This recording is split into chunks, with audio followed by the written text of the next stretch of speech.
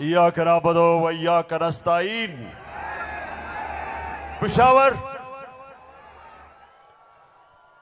आपको याद है कि मैं आखिरी दफा यहां कब जलसा किया था?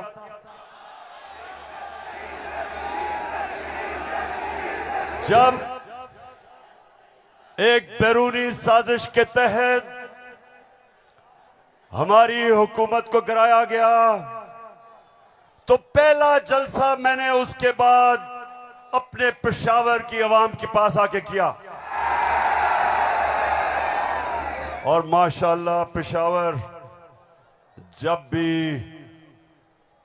भी मैं आपको कॉल देता हूं, कभी आपने मुझे मायूस नहीं किया। बहुत बहुत शुक्रिया।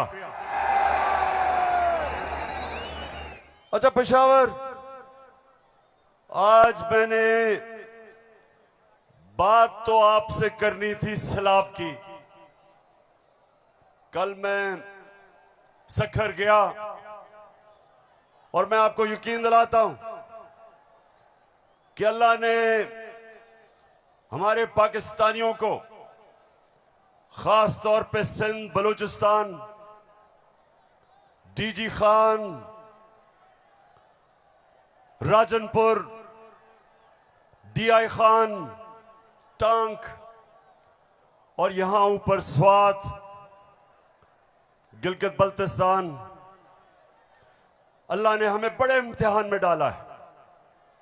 और सिंध में खास तौर पे मैं बात तो सिंध की करना चाहता था कि बहुत हमारे सिंध के पाकिस्तानी बड़ी मुश्किलों में हैं, लेकिन मैं आज बात करना चाहता हूं, जिस तरह का प्रोपेगेंडा चल रहा है और खास तौर पे कल एक बड़ा मुनज़्ज़म प्रोपेगेंडा चला है, तो मैं उसके ऊपर पहले बात करूंगा और फिर आपसे पेशावर मजीद बातें होंगी। सबसे पहली चीज, मेरे पाकिस्तानियों, हम सबको एक चीज समझनी चाहिए कि कोई कौम, पेशावर मेरी कोशिश ये है कि मेरा ये सारे जो नौजवान यहां खड़े हैं, मैं आपकी तरबियत भी करूं, आप में सियासी शऊर पैदा करूं, आपको समझाऊं कि हकीकी आजादी क्या है, आपको समझाऊं कि ला इलाहा इल्लल्लाह ये कैसे एक इंसान को आजाद करता है। कैसे जब अल्लाह से आप दावा करते हैं कि अल्लाह तेरा सिवा कोई खुदा नहीं, तो आप अपनी वो जंजीरें तोड़ते हैं जो इंसान को जमीन पे रखता है, इंसान की परवाज रोकता है। ये जंजीरें परवाज रोकती हैं इंसान की, उसकी अजमत की। और मेरे नबी सल्लल्लाहु अलैहि वसल्लम ने मदीना में ला इलाहा इल्लल्लाह से इंसानों को आजाद कर दिया। छोटे इंसान बड़े इंसान बन गए। वो अरब जिनकी कोई हैसियत नहीं थी, चंद सालों में, पेशावर चंद सालों में दुनिया की इमामत की उन्होंने। ये तारीख का हिस्सा है। और मेरी भी कोशिश है कि मैं अपनी कौम की जो जंजीरें बंधी हुई हैं जमीन से, जो हम ऊपर परवाज नहीं कर पा रहे हैं, मेरी भी कोशिश ये है कि मैं अपने नबी सल्लल्लाहु अलैहि वसल्लम की सुन्नत पे चलते हुए अपनी कौम को जगाऊं और कौम को आजाद करूं, ताकि ये जंजीरें टूटे और मेरी कौम ऊपर परवाज करे। तो सबसे पहले ये जो प्रोपेगेंडा किया जा रहा है, ये जो चोरों का टोला एक अमरीकी साजिश के तहत इस मुल्क पर मुसल्लत किया गया, ये जो साजिशी टोला, ये जो इस मुल्क का 30 साल से खून चूस रहा था, आज हमारे ऊपर बिठाया गया हमारी बेहतरी के लिए नहीं, इस कौम को नीचा बनाने के लिए, कमजोर करने के लिए। और इसलिए मैं आपके पास आया हूं, दूसरी दफा आया हूं कि पेशावर मैंने इंशाअल्लाह आपको अपनी हकीकी आजादी की तहरीक में शामिल करके पाकिस्तान को एक अज़ीम कौम बनाना है।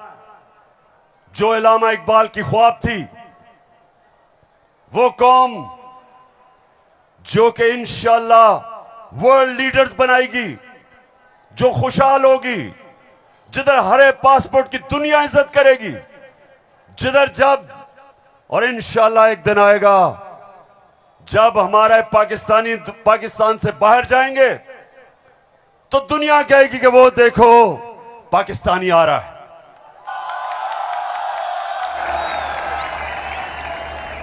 मेरे पाकिस्तानियों, एक ऐसा वक्त था कि अरब ताजर, मुसलमान ताजर जब मलेशिया और इंडोनेशिया गए तो कोई मुसलमान फौज नहीं गई थी इंडोनेशिया और मलेशिया। मुसलमान ताजरों का किरदार देख के, मुसलमानों के ताजरों की सच्चाई देख के सादिक और अमीन ताजरों ने अपने किरदार से लोगों को मुसलमान किया। याद रखें, मुसलमानों ने फतह नहीं किया था मलेशिया और इंडोनेशिया, मुसलमानों का कैरेक्टर था जिसने फतह किया था। मैं वो चाहता हूं कि वो हमारे पाकिस्तानी बने कि जब आप दुनिया में जाएं तो लोग आपकी इज्जत करें, आपके पासपोर्ट की इज्जत करें। और वो कभी नहीं होगा जब तक आपके ऊपर ये चोर बैठे हुए हैं।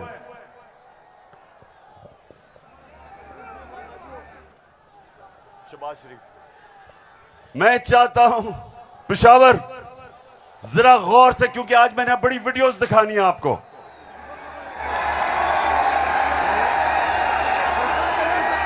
आज आप ये जलसा पूरी तरह आपकी तरबियत भी होगी और आप एंजॉय भी करेंगे।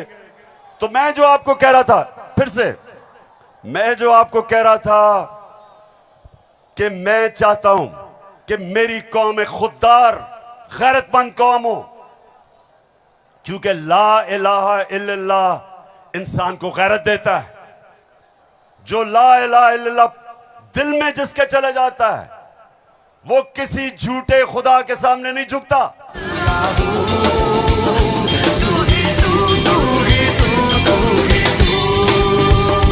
अच्छा, अब देखो, जो मैं चाहता हूं कि किस तरह की कौम मुझे चाहिए, और जरा ये देखें इंपोर्टेड क्राइम मिनिस्टर को। मैं सऊदी अरब से होके आया हूं, मैं यूएई के होके, अभी मैं तुर्की होके आया हूं, और मैंने उन भाइयों को कहा कि आप हमारे बड़े अजीम भाई हैं, हमेशा आपने हमारी मदद की। और मैंने यही कहा, जब मैं आया हूं तो आप समझेंगे शायद ये मांगने आया है, मैं मांगने नहीं आया। मैं आया हूं तो आप समझेंगे शायद ये मांगने आया है, मैं मांगने नहीं आया, लेकिन मजबूरी है। जिस तरह माजी में 75 साल में आपने हमारा हाथ बटाया है, कुछ अर्सा आप हाथ बटा। मैंने कहा मैं वादा करता हूं कि इंशाअल्लाह हम पूरी कौम हम मिलकर दिन रात मेहनत करेंगे, पसीना कराएंगे, अपने पांव पे खड़े होंगे। क्यों पेशावर, सुन लिया? ऐसे आदमी को आप अपना प्राइम मिनिस्टर मानते हो?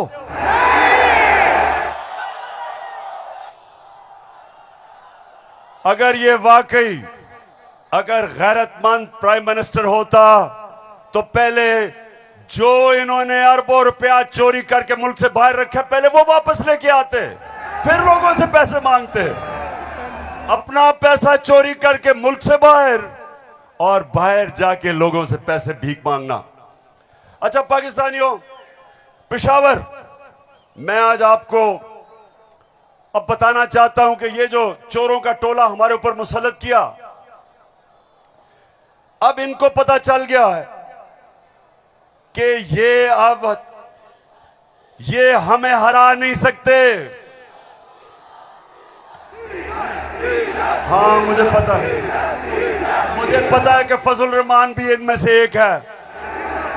अब ये जो थ्री स्टूजेस हैं, इनको पता है कि मैच खेल के तो ये अब ये जीत नहीं सकते। इनको पता है कि जब भी इलेक्शन हुआ इन्होंने हारना है। अब ये कर क्या रहे हैं?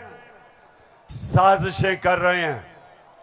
किसी तरह इमरान खान को डिस्क्वालीफाई करवाओ, केस बनाओ, कभी तोशा खाना, कभी वो इनका पालतू इलेक्शन कमीशन, कभी वो कोशिश कर रहे डिस्क्वालीफाई करने के लिए। अदालत के अंदर मुझे दहशतगर्द बना दिया पिशवारों वालों। दहशतगर्द आपके सामने खड़ा है।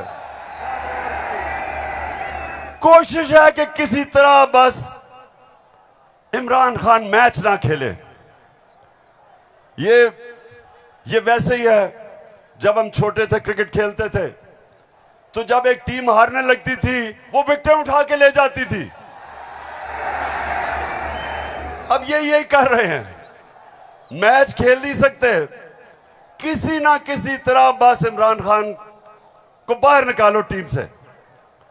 दूसरी चीज, और ये उससे खतरनाक चीज कर रहे हैं, पेशावर ये कोशिश कर रहे हैं कि किसी तरह पाकिस्तान की सबसे बड़ी जमात,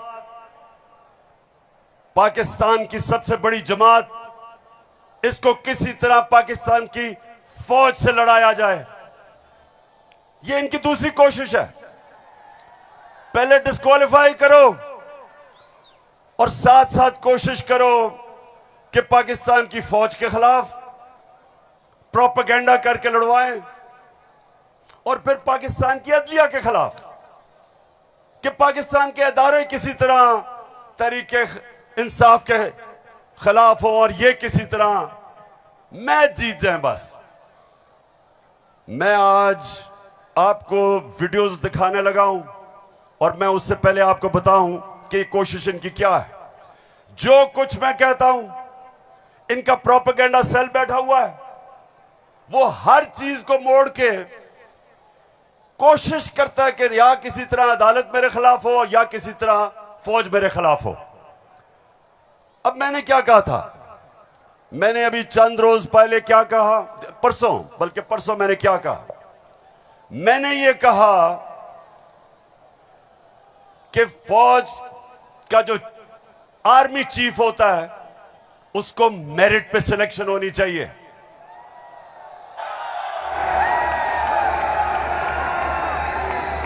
अब मुझे यह बताओ कि कोई भी किसी का खैर ख्वाह होता है, वो हमेशा चाहेगा अगर इदारा मजबूत करना है मेरिट पे सिलेक्शन हो। यह दुनिया का असूल है। आपने अगर फैक्ट्री सही चलानी है ऊपर मेरिट पे आदमी बिठाओ। आपने अगर मुल्क को ऊपर लेके जाना है, क्रिकेट टीम अच्छी बनानी है तो मेरिट के ऊपर सिलेक्शन हो। इसमें क्या गलत बात की थी?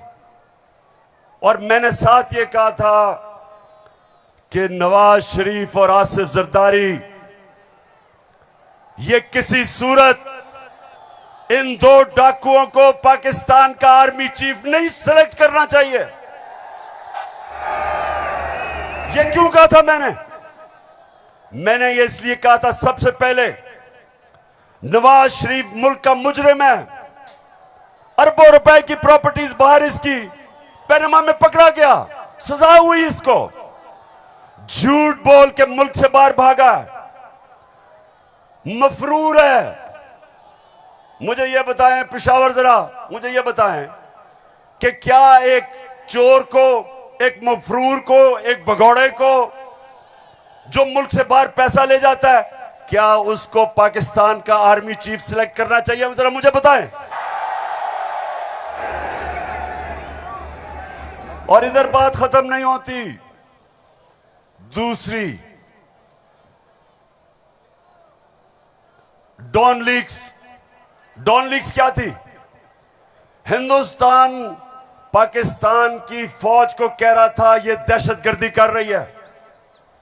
हिंदुस्तान उस वक्त के पाकिस्तान के सिपहसालार रहील शरीफ को कह रहा था ये दहशतगर्दों का सरदार है। और डॉन लीग्स में क्या चीज सामने आती है? बजाय नवाज शरीफ और नून लीग अपनी फौज के साथ खड़े हो, वो हिंदुस्तान को पैगाम पहुंचाते हैं कि जी हम कुछ नहीं कर रहे, फौज सब कुछ कर रही है।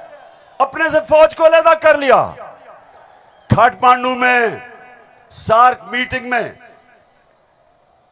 बरका दत्त किताब में लिखती है कि नवाज शरीफ छुप छुप के नरेंद्र मोदी को मिल रहा था अपनी फौज से डर के।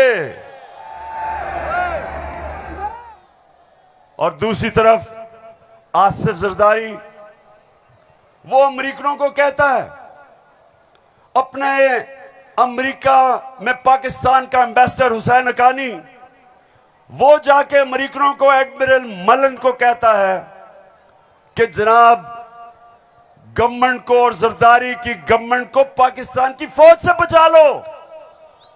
ये वो लोग हैं, बताओ मुझे, ये आर्मी चीफ सेलेक्ट कर सकते हैं? क्या हम इतने अहम ओहदे इन दोनों चोरों के हाथ में देंगे? नहीं देंगे। लेकिन तीसरी चीज पेशावर सुनो, इन्होंने सबको, मैंने बार बार आपको वो मुरासला दिखाया जो अमरीकी अंडर सेक्रेटरी ने धमकी दी पाकिस्तान को, पाकिस्तान के एम्बेसडर असद मजीद को, कि अगर तुमने इमरान खान को ना हटाया तो पाकिस्तान को मुश्किलों का सामना करना पड़ेगा। और नो कॉन्फिडेंस मोशन में अभी टेबल नहीं हुई थी तब वो धमकी देता है। और सबको पता है उसके बाद क्या हुआ। नो कॉन्फिडेंस आता है, चोरी के पैसे से मेंबर पार्लियामेंट खरीदे जाते हैं, करप्शन के पैसे से लोटे बनाए जाते हैं। और आपका भी एक बहुत बड़ा लोटा था। कौन लोटा था आपका? एक ही पख्तूनख्वा से लोटा आया और बहुत बड़ा लोटा था वो। लोटों पे पैसा चलता है, लोटों पे नोट चलते हैं, और उसके बाद हमारी हुकूमत गिराई जाती है और इनको इंपोर्टेड हुकूमत ऊपर लगाई जाती है। और मेरा तीसरा सवाल है कि क्या वो लोग जो बाहर से मुसल्लत किए गए हैं, जिनके पैसे और दौलत बाहर पड़ी है, क्या उनको पाकिस्तान के आर्मी चीफ को अपॉइंट करना चाहिए? बताओ। तो मैंने ये कहा और कहते कि जनाब इमरान खान तो फौज के खिलाफ है। अभी ठहरो, अब मैं चाहता हूं ये नून लीग के दो, एक वजीर और एमएनए, जरा आप इनकी वीडियो देखें और उसके बाद बात करता हूं। सियासी मामला थे और जिस तरफ इस साल के आखिर में एक बड़ी तब्दीली आनी थी, उसमें तो ये नजर आ रहा था कि इमरान खान का जो गठजोड़ है ये तो अगले 15 साल रहेगा अगर इस तरह हालात रहे। और जिस तरह के उनके प्रोग्राम थे, हम सब ने डिस्क्वालीफाई होना था इस साल के आखिर में, तमाम जो अपोजिशन की लीडरशिप है। अच्छा, उनका तो ख्याल था कि मैं सफाया कर दूंगा, मैं किसी को नहीं छोड़ूंगा। तो ये आपका खदशा है? मालूमात है जी, हमारी सीरियस मालूमात है। आपके ख्याल में जो आप ये लोगों को भूल जाता है, लेकिन कुछ माह पहले जो कहा कि हम नैब के कुछ 100 जज और हायर कर रहे हैं और हम सारे केसों को एक्सप्लाइट करेंगे, तो उस मैथ्स लेवल के ऊपर मैथ्स लेवल पे डिस्क्वालिफिकेशन होनी थी। बिगिनिंग शहबाज शरीफ डाउनवर्ड, शाहजहान अब्बासी, हसन इकबाल और ऑल ऑफ अस, सिर्फ मुस्लिम लीग नून की नहीं। आपके ख्याल में जो कोalition बनी है वो इसी वजह से बनी है कि इमरान खान साहब के तो फाशिस्ट प्लान्स थे ना इस मुल्क के ऊपर हमला करने के। तो लिहाजा ये आज मुश्किल जरूर है, लेकिन ये हमें याद रखना है जब हम मुईशत की डिस्कस करते हैं कि यहां जमहूरियत का, हाकमियत का और वफाकियत का मामला भी मौजूद है जिसको हमें साथ लेकर चलना है। तो इसलिए एक लार्जर कॉन्टेक्स्ट में सियासी मामला कि जो हमें लोग कहते थे, डराते थे, दबाव में लाते थे इस बात पे कि अगर फौरी तौर पर अदम एतमाद करके आप हुकूमत में ना आए तो फलां आ जाएगा, फलां बैठ जाएगा किसी चेयर पे। कोई किसी किस्म का हमें उस वक्त भी न नोटिस था न हमने लिया था, मगर इत्तेहादी जमातों के हम फैसलों पर के पाबंद थे। मैं आज भी ये बात कहने लगा हूं कि अगर कि जो हमें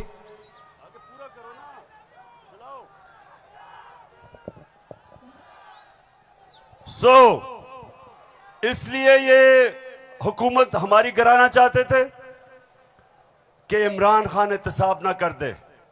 डर ये था कि अगर इमरान खान रह गया तो ये जेल में चले जाएंगे, क्योंकि इन्होंने जो चोरी किया वो पकड़ी जाएगी। मतलब ये कि ये इसलिए गिराना चाहते थे, महंगाई वजह नहीं थी, माइशत वजह नहीं थी, वजह सिर्फ एक थी कि इन्होंने एनआरओ लेना था और 1100 अरब रुपया अपना माफ करवाया।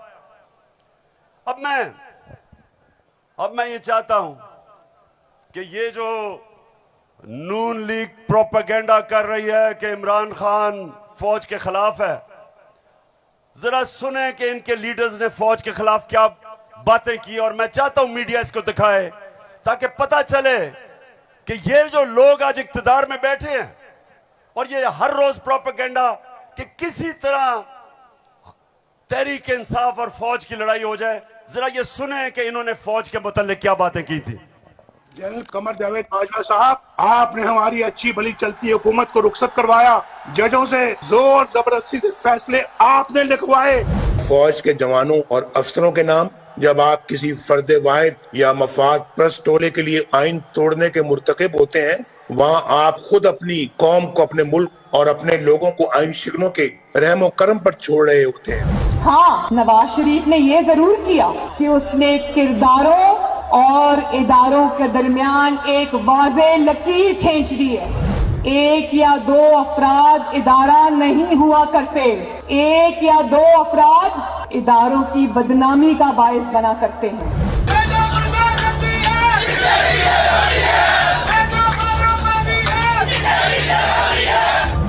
जो शख्स इस किस्म की कार्रवाइयों में मुलव्वस रहा हो उसका एहतसाब होना चाहिए।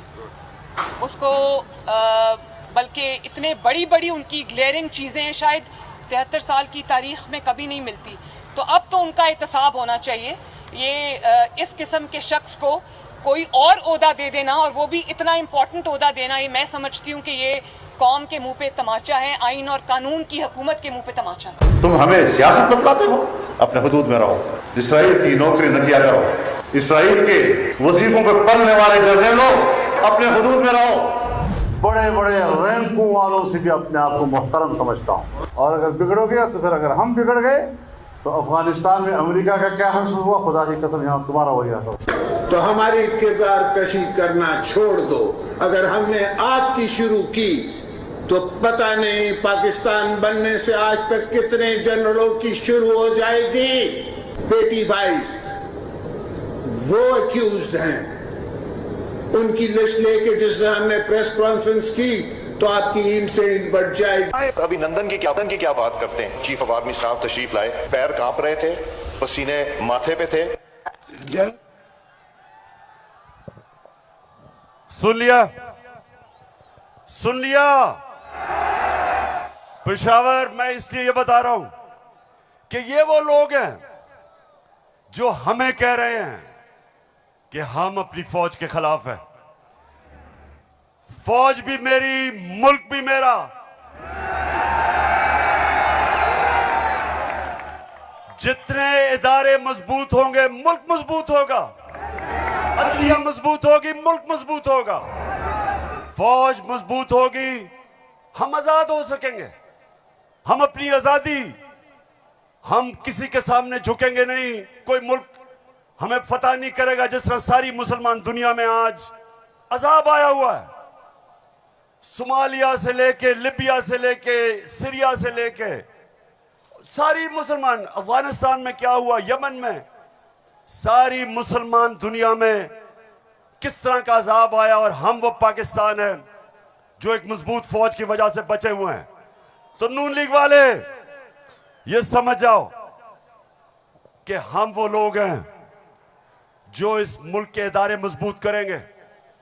और कभी अगर कोई तनकीद करते भी हैं अपनी फौज के लिए, उसकी बेहतरी के लिए करते हैं, तामीरी तनकीद करते हैं। अब वो चलाओ।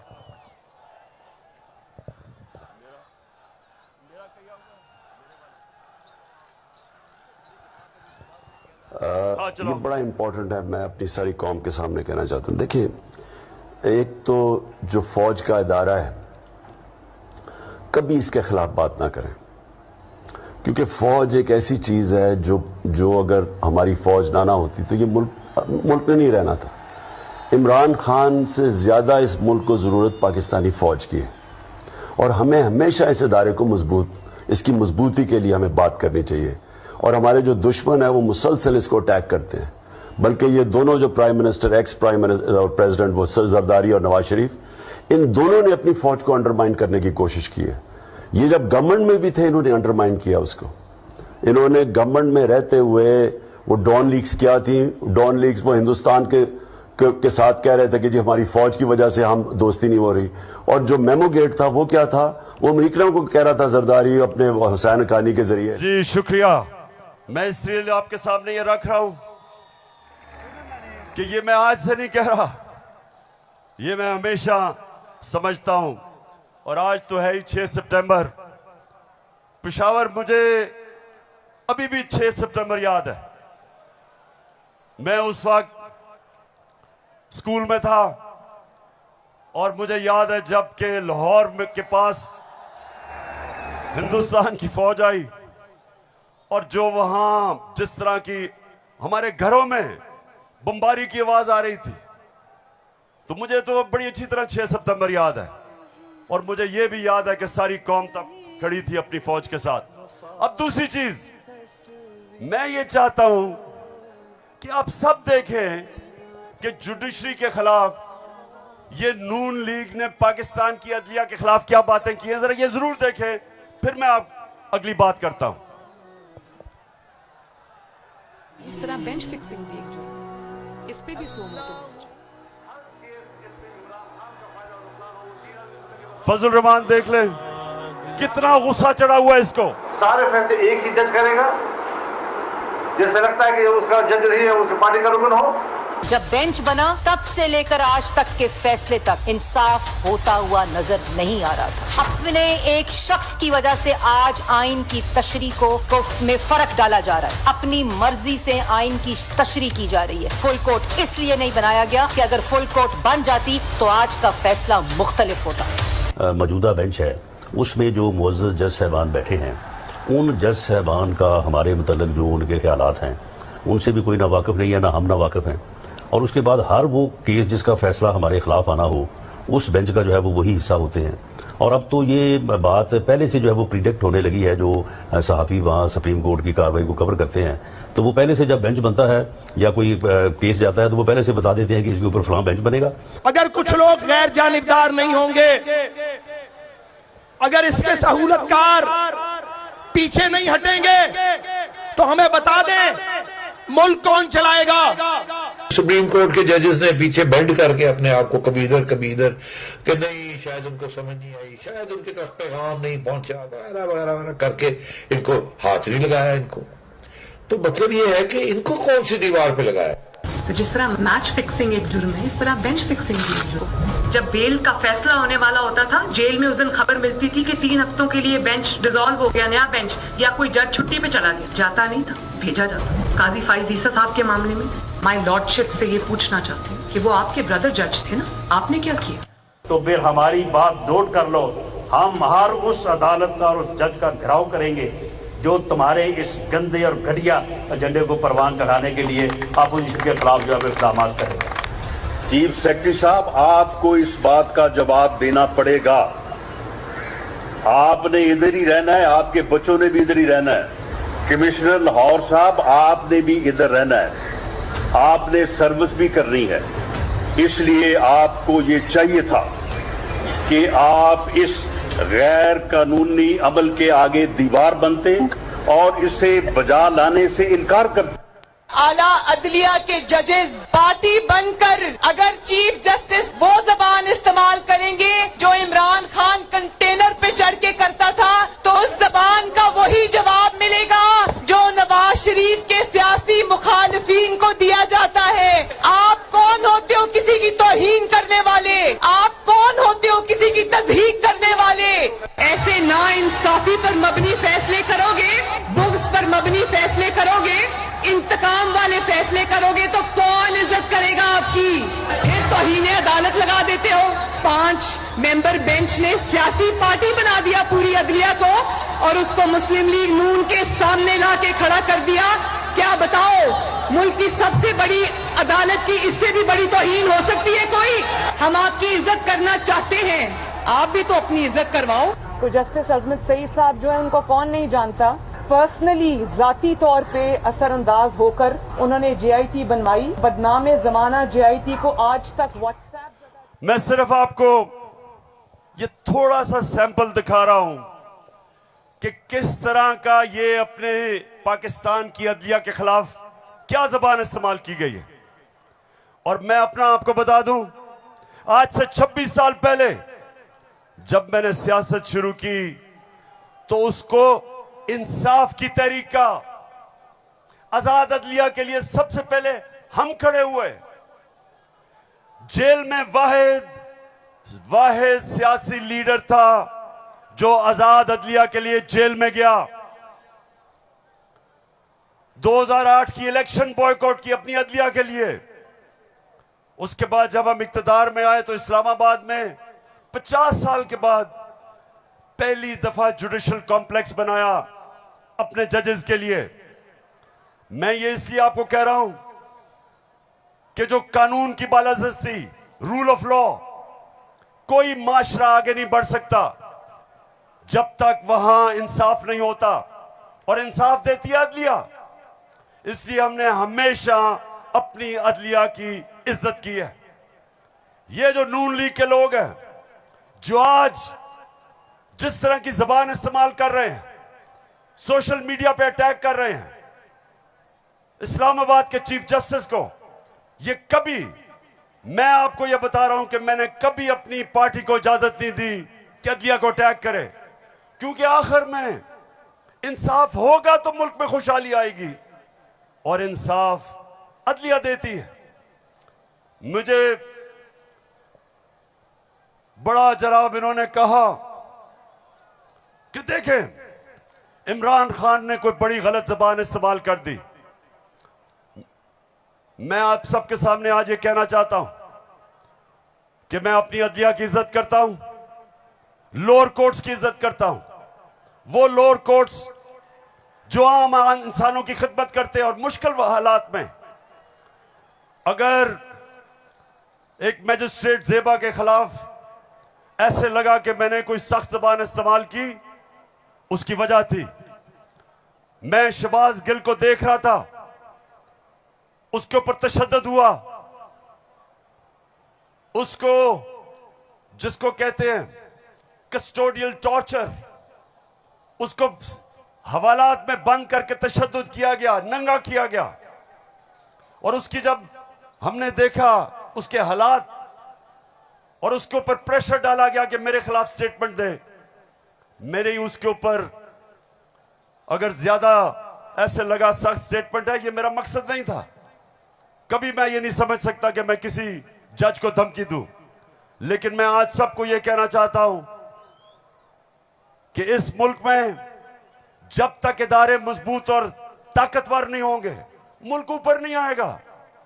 आज अगर मगरिब के अंदर खुशहाली है तो वहां इंसाफ है। जितना ज्यादा इंसाफ और कानून की बालादस्ती उतना खुशहाल माशरा। तो मेरी तो पहले दिन से यह स्ट्रगल है।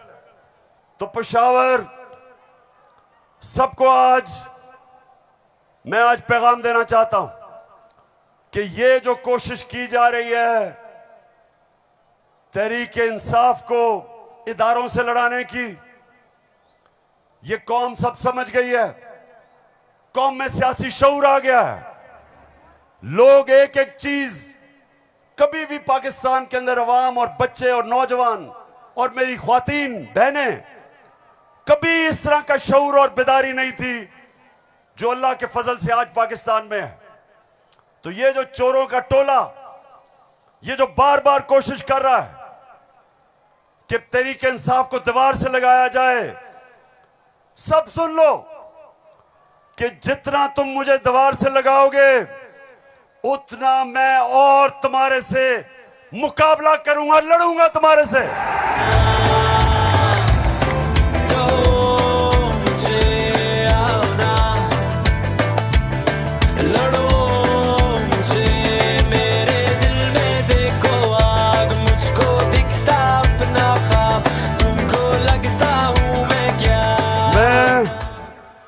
अपनी सारी कौम, सारी कौम के पास जा रहा हूं। 7 महीने से मैं पब्लिक में हूं, हर शहर में जा रहा हूं, अपनी कौम को तैयार कर रहा हूं कि मेरे पाकिस्तानियों, जब मैं तुम्हें कॉल दूंगा तुमने निकलना है मेरे साथ। कहती है ये राहे अमल, आओ हम सब साथ चले, मुश्किल हो या आसानी, हाथ में डाले हाथ चले, धड़कन है पंजाब मगर दिल अपना मैदान है।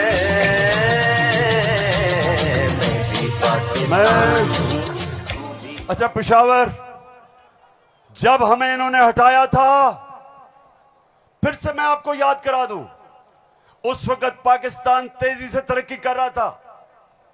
जो इस हुकूमत ने जो किताब माइशत के ऊपर शाया की, जिसको कहते हैं इकोनॉमिक सर्वे ऑफ पाकिस्तान, उसके अंदर पाकिस्तान 17 साल के बाद सबसे तेजी से हमारी माइशत ऊपर जा रही थी। 5.6 और चौथे साल 6%। आज IMF कह रहा है, आलमी इदारा कह रहा है कि 6% से अब हमारी माइशत 1% से भी कम पे जा रही है। यानी माइशत सुकड़ रही है, बेरोजगारी बढ़ रही है, फैक्ट्रियां बंद हो रही हैं, किसान जिसने रिकॉर्ड पैदावार की थी उसकी पैदावार नीचे जा रही है, क्योंकि बिजली और फजलुर रहमान की कीमत ऊपर चली गई है। ट्यूबवेल के लिए जो डीजल चाहिए वो महंगा हो गया। बिजली, अच्छा बिजली के बिल जिन जिन के पास आए हैं, जरा मुझे हाथ खड़े करके बताएं, कभी पाकिस्तान की तारीख में इतनी महंगी बिजली नहीं थी। क्या हुआ कि 4 महीने में कौन सी क़यामत आ गई कि बिजली की कीमत 18 रुपए यूनिट से 36 रुपए यूनिट, और टैक्सेस मिला के 50 रुपए यूनिट पे बिजली पहुंच गई है। गंदम 850 रुपए पे 20 kg मिलती थी, आज कराची के अंदर 2000 रुपए पे नहीं मिल रही। बलूचिस्तान में देखें गंदम की कीमत किधर गई। हमारे दौर में, ये जरा गौर से सुने, हमारे दौर में तेल इंटरनेशनल मंडी में 103 से 115 डॉलर पे बिकता था, आज वो पहुंच गया 96 डॉलर पे। तेल की कीमत इंटरनेशनल मंडी में कम हो गई है, लेकिन हमारे दौर में 1 लीटर पेट्रोल 150 रुपए और 1 लीटर फजलुर रहमान 145 रुपए, आज 234 पे पहुंच गया। बिजली दुगनी, पेट्रोल डीजल ऊपर, सब कुछ महंगा और रुपया गिर रहा है। IMF के प्रोग्राम के बावजूद रुपया गिर रहा है।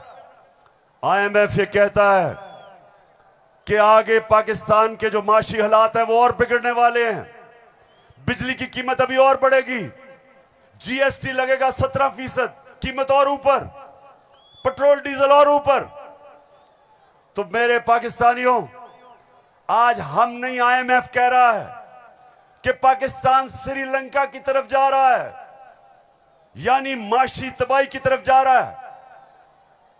तो सवाल आज ये है कि वो कौन थे, वो कौन मुजरिम थे, कौन इस कौम के गद्दार थे जिन्होंने बैरूनी साजिश का हिस्सा बन के इस मुल्क में आपकी हुकूमत कराई और इन चोरों को लेके आए।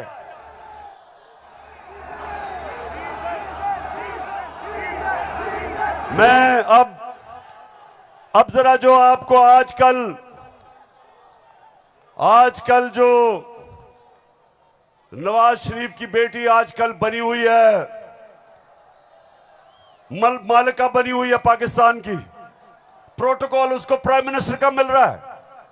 जरा मैं सारी कौम के सामने बताना चाहता हूं कि इसका सबसे बड़ा मसला यह है कि इससे सच नहीं बोला जाता। जरा ये आप फिल्म शो देखें, ना आपकी इनकम इतनी है कि आप कोई प्रॉपर्टी आप ले सकते हैं कि आपने मे फेयर के अंदर जो आपकी 4 अपार्टमेंट्स हैं उनकी 1 अरब से ज्यादा, 1 अरब रुपए से ज्यादा उनकी कीमत है। अब 4.5 अरब तक पहुंच गई है उनकी कीमत। आपने अपनी जो टैक्स में टोटल आमदनी बताई है 94 में 1.5 लाख रुपए है। मुझे ये बताएं कि आपने अरबों रुपए की मे फेयर में प्रॉपर्टी खरीदी कैसे? सुन लिया?